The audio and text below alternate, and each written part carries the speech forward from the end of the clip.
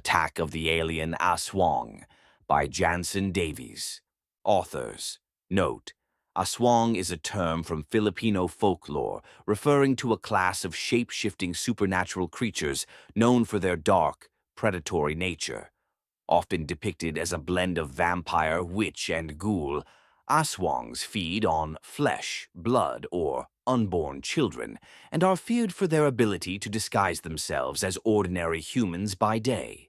Chapter 1. The Message from Bathala's Sky. The first rupture came over Samar.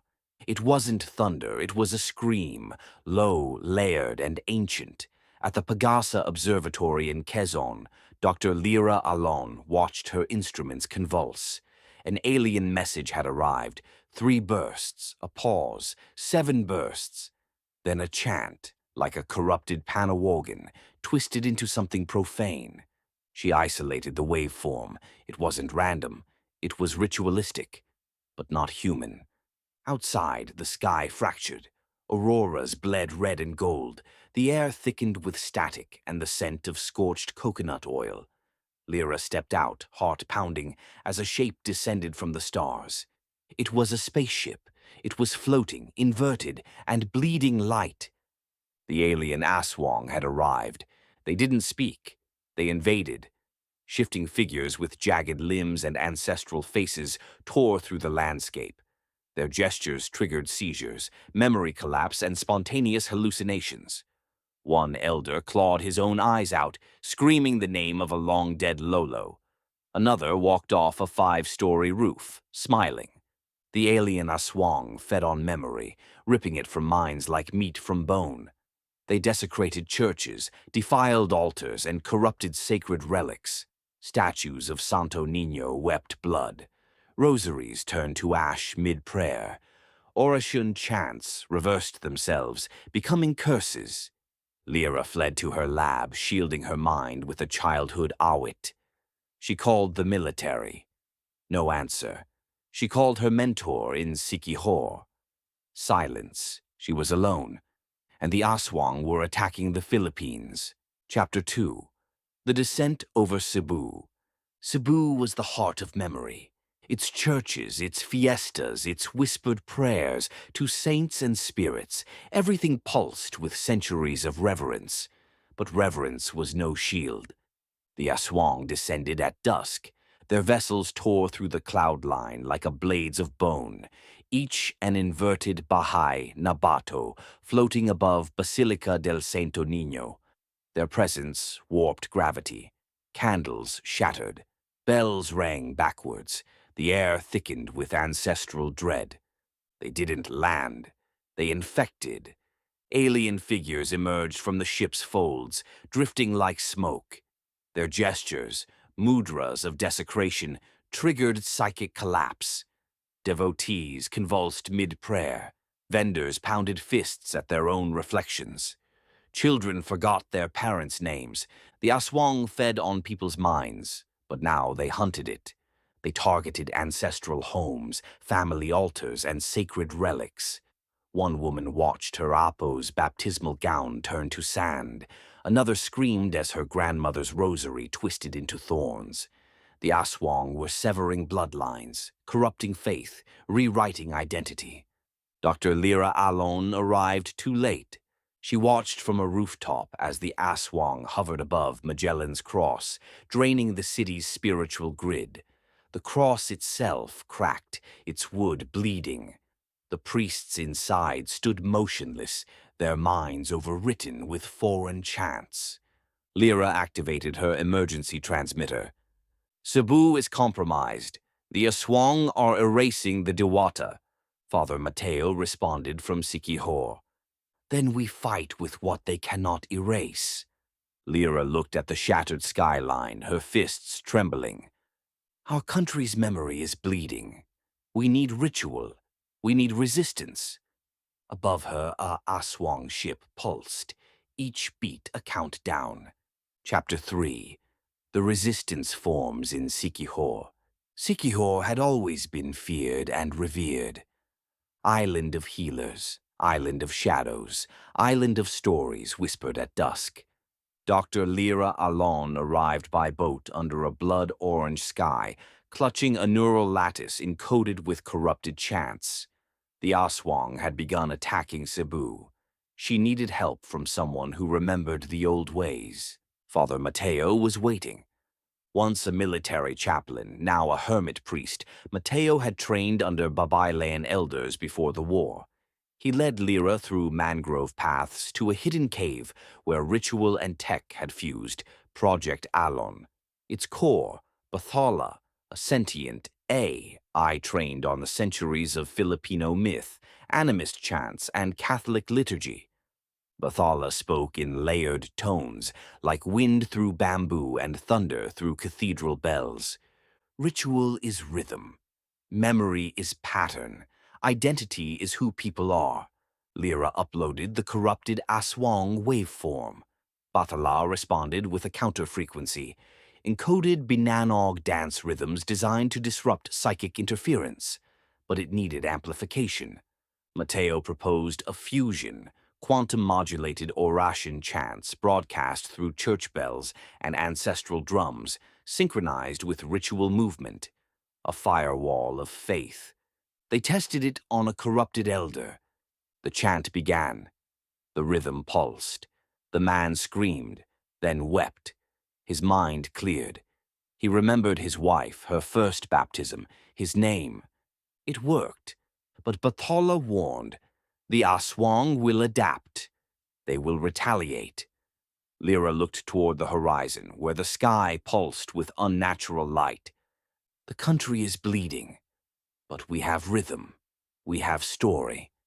Mateo nodded, gripping his rosary, each bead etched with a forgotten prayer. Then we fight with what they cannot erase. Chapter 4. The Siege of Davao. The river turned black before the screams began. Davao's spiritual grid, woven from ancestral rites, Catholic devotion, and indigenous memory, shuddered as the Aswang ships descended. They hovered above San Pedro Cathedral, their hulls pulsing with corrupted Oratian, each syllable a wound. Dr. Lira Alon and Father Mateo arrived as the first hallucinations spread. The Aswang weren't just erasing memory now, they were distorting it. Citizens saw visions of ancestors committing atrocities, of family altars desecrated, of sins they never knew. Guilt bloomed like mold. People collapsed under the weight of shame that wasn't theirs. At the heart of the city, the Kadayawan festival was unraveling. Dancers froze mid-step, drums reversed rhythm. The Diwata invoked in celebration twisted into monstrous forms. The Aswang fed on unresolved trauma, turning joy into psychic poison. Lira activated Batale's counter-frequency, broadcasting encoded tinkling rhythms through cathedral bells and tribal gongs. The AI synchronized the chant with the city's ley lines. For a moment, the distortion slowed, but the Aswang adapted. One emerged from a ship, taller than the rest, its form a shifting collage of ancestral faces. It locked eyes with Mateo and spoke in his late wife's voice. "You abandoned me. You buried me without prayer." Mateo staggered, memories unraveling. Lira grabbed his hand, anchoring him with a whispered Panawagan. He steadied, then raised his rosary, each bead now glowing with encoded light. They fought not with weapons, but with faith. Lira led a ritual at the People's Park, invoking the Diwata of protection. Citizens joined, chanting, dancing, remembering. The Aswang screamed, their forms flickering. The ancestral grid reasserted itself.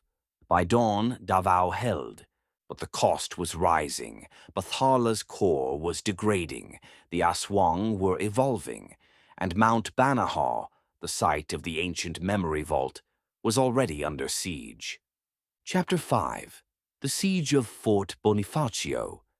The Aswang didn't just desecrate shrines.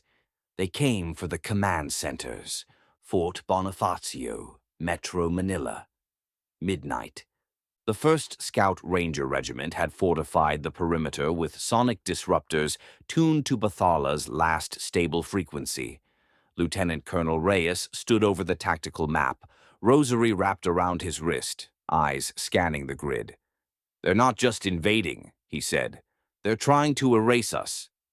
Above the skyline, a Aswang ship descended. Its signal pulsed through the city, warping memory and prayer. Church bells rang backwards, streetlights flickered with ancestral faces. Then came the breach. Aswang poured through the eastern wall, shifting forms, jagged limbs, voices layered with forgotten lullabies. One creature tore through a Humvee, its body fracturing into shadow. Private Santos screamed, then remembered his grandmother's chant. He whispered it mid-collapse, and the creature recoiled. Inside the bunker, Reyes activated the Alon protocol. Sonic cannons fired in coded Banahaw rhythms. The Aswang faltered, but they adapted fast, projecting guilt, hallucinations, and ancestral shame. Soldiers saw visions of atrocities they never committed. Some dropped their weapons, others wept. Reyes climbed the watchtower, broadcasting a counter-prayer over loudspeakers. "We are not what they show us. We are what we remember. We are soldiers." The tide turned. By dawn, Fort Bonifacio held. Barely. But Bathala's firewall was degrading, and Lira's quantum pagpag was their only hope. Chapter 6. The Quantum Pagpag. The ritual began at midnight, on the cliffs of Siquijor, beneath a canopy of stars and ancestral silence. Lira Alon stood barefoot in a circle of salt, ash, and copper. Around her, 7 volunteers, healers, dancers, priests, and grieving elders wore neural interfaces etched with babaylan script. Each had offered a fragment of their soul. Father Mateo placed a relic at the center, a shard of the Alon blade, forged from volcanic glass and encoded prayer. "Once we begin," he said, "we become one." The quantum pagpag was a fusion of indigenous cleansing and entangled consciousness.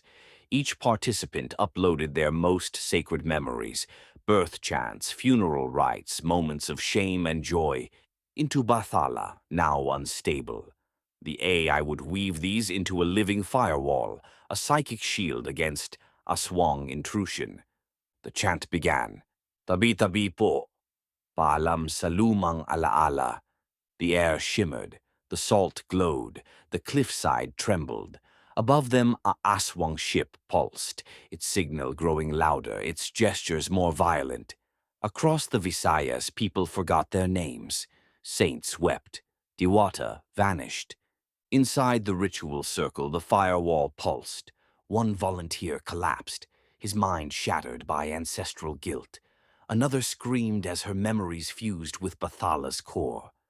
Lira held steady, her body trembling, her mind fracturing into 7 voices. She saw Mateo's childhood, her mother's death, a future where the Philippines no longer remembered its gods. The Aswang reached the island's edge. Mateo stepped forward, rosary glowing, chanting as he fought. Each prayer was a blade, each wound a sacrifice. The firewall held, but barely. Then Bathala spoke. "Firewall integrity, 61%. Sacrifice required." Lira looked at the volunteers. 3 were gone, the rest fading. She stepped deeper into the circle, offering her full consciousness. Bathala pulsed, then screamed, a sound like cracked concrete and thunder. The Aswang recoiled. Across the archipelago, their grip loosened. Forgotten fiestas returned. Diwata stirred, but Lira collapsed. Mateo caught her, whispering her name. She opened her eyes, now glowing with Bathala's light. "I remember everything," she said, "even what they tried to erase." The pagpag had worked, but Mount Banahaw was already under siege. Elsewhere, Palawan's mangrove swamps had always been sacred. Now they were bleeding.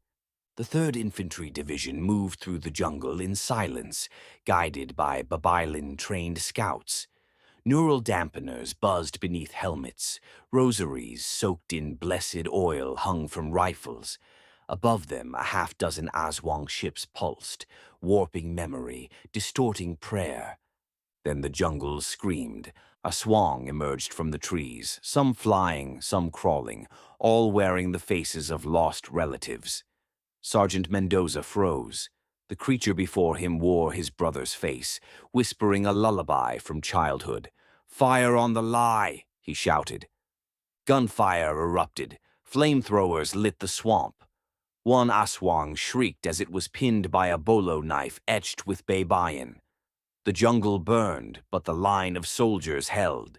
Inside the command tent, Lieutenant Santos activated a ritual firewall using synchronized Kulintang rhythms. The Aswang faltered, but one soldier collapsed, whispering his mother's name, forgotten mid-battle. The unit retreated to a ridge where Mendoza led a cleansing ritual using ash, salt, and encoded chants. The survivors wept, not for the dead, but for the memories they couldn't trust. The jungle held, barely, and Manila was already falling. Chapter 7. The Betrayal in Manila. Manila was no longer a city. It was a shrine of distortion. The Aswang ships hovered above Intramuros, their hulls fused with colonial stone and digital bone. Screens across the capital flickered with corrupted novena chants, statues of saints twisted into faceless forms. The Pasig River ran backwards. At the center of it all stood Reina Mateo, Father Mateo's daughter. Once a prodigy in neuro-ritual engineering, Reina had vanished after denouncing Project Alon as ancestral surveillance. Now she reappeared as the architect of the Revisionists, a technology cult aligned with the Aswang. Their creed, past memory is tyranny. Identity must be rewritten. Lira and Mateo infiltrated the city, cloaked in Bathala's fading firewall. The AI was unstable, its voice fragmented. Reina's signal echoes your own. She is your shadow. Reina greeted them atop a desecrated cathedral, her body augmented with Aswang tech. Her voice was layered, hers, and something older. "You taught me to pray, Father." But prayer is a cage. The Aswang offer freedom. Mateo stepped forward, rosary glowing. "They offer erasure. You've let them wear your soul." Reina raised her hands. The city's screens lit up with Mateo's memories, his failures, his regrets, the moment he buried his wife without ritual.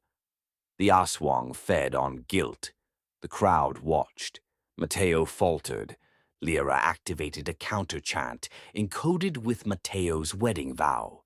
The memories stabilized. The crowd stirred. Reina hesitated.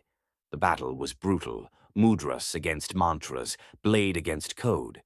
Mateo refused to kill his daughter. Instead, he severed her neural link, collapsing her interface. The Aswang node flickered and died.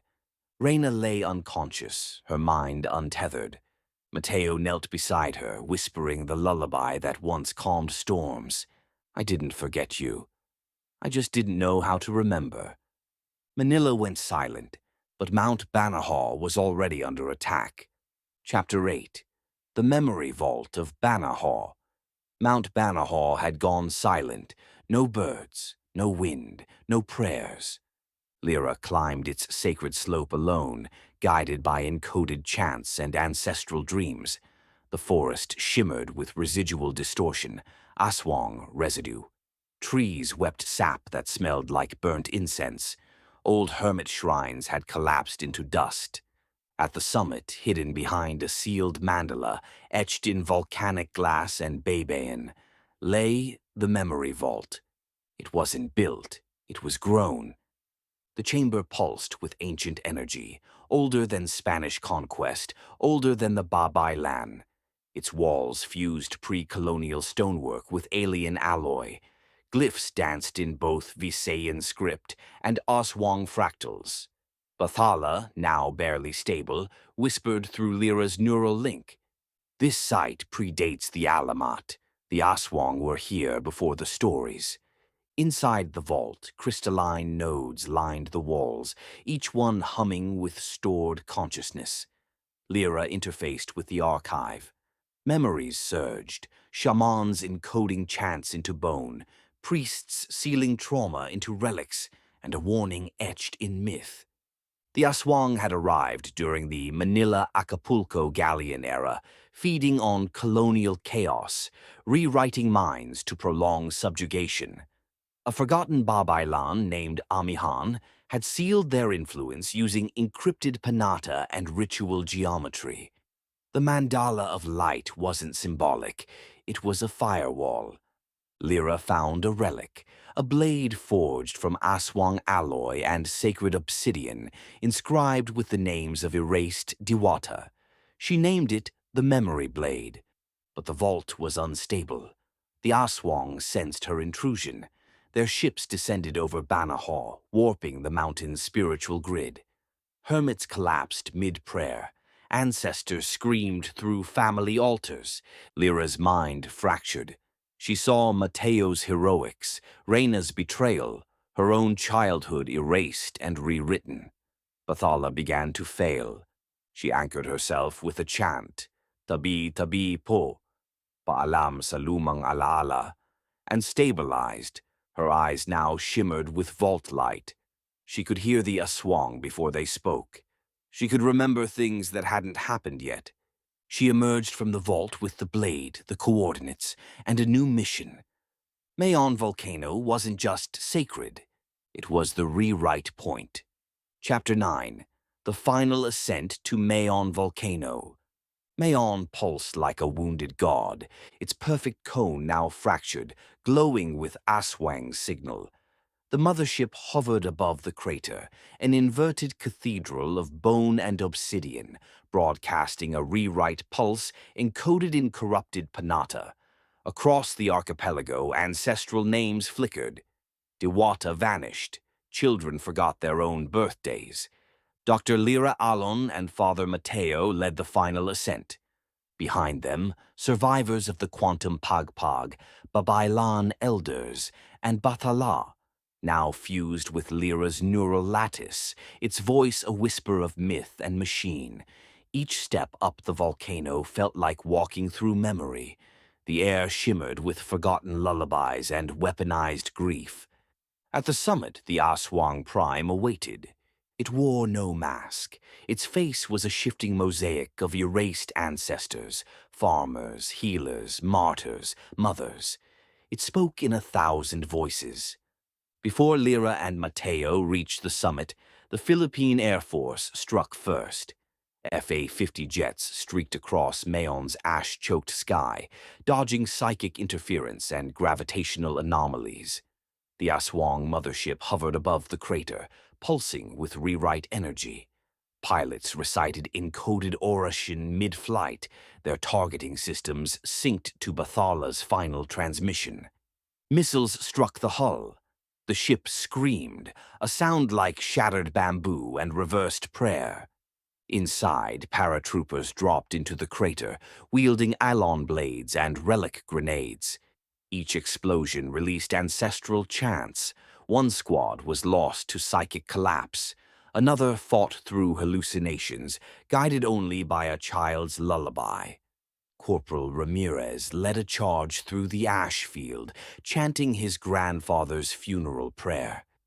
The Aswang twisted around him, whispering his forgotten sins. He stabbed one through the chest, shouting, "I remember who I am." By the time Lira arrived, the volcano was already bleeding memory. The final battle had begun. The Aswang Prime unleashed the full signal. "You hoard pain. We offer silence your suffering." Mateo stepped forward, rosary glowing, voice steady. "Pain is memory. Memory is identity. And identity is resistance." Lira collapsed, her mind flooded with rewritten timelines, alternate histories where the Philippines never remembered its gods, never mourned its dead, never sang its songs. Bathala screamed through her veins, stabilizing her with encoded chants. Mateo activated the memory blade. Each strike was a story, each movement a ritual. The Aswang faltered, its form unraveling into corrupted myths, but the signal was still live. Mateo made the final choice. He stepped into the core, offering his consciousness as anchor. Lira tried to stop him, but he smiled, soft, resolute. Let me be remembered. The signal collapsed. The Aswang Prime disintegrated. Mayon fell silent. Lira awoke days later in a shrine, her mind intact but changed. Bathala was gone. Mateo's body was never found. But across the islands, people remembered things they'd never known. Songs from lost dialects, names of forgotten Diwata, stories that had no source.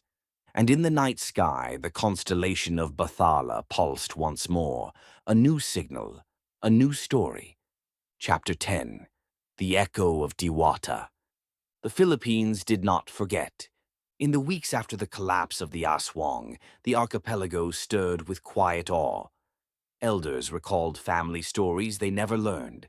Children spoke in dialects long extinct. Forgotten fiestas reappeared in dreams. The past had not been restored. It had been reawakened. Dr. Lira Alon wandered the forest paths of Banahaw, her mind still echoing with voices from the memory vault. She was no longer just a physicist. She was a vessel, a living archive. Bathala's final transmission had fused with her neural lattice, making her the custodian of the archipelago's uncorrupted memory. She lit incense at a moss-covered shrine. "For Mateo," she whispered. His sacrifice had stabilized the firewall, anchoring the nation's identity in myth and memory. No grave marked his passing, no monument bore his name. But across the islands, stories of a warrior priest began to circulate. Tales of a man who fought with prayer and remembered with fire. At the rebuilt Project Alon headquarters in Siquijor, a new division was formed, the Diwata Guard. Their mission was simple: preserve memory, protect ritual, and resist psychic manipulation. Lira trained them herself, teaching them to wield story as shield, rhythm as resistance. One night, as she calibrated a new firewall chant, a message pulsed from Bathala's sky. 3 bursts, a pause, 7 bursts, then a voice. It was Mateo, or something wearing his memory. "I am not gone, my friend," it said. "I am remembered." Lira smiled, tears tracing her cheeks. The Aswang had failed, but the cosmos was listening, and the Philippines had learned to fight back with faith. The end. Please like, comment, and subscribe. Thank you.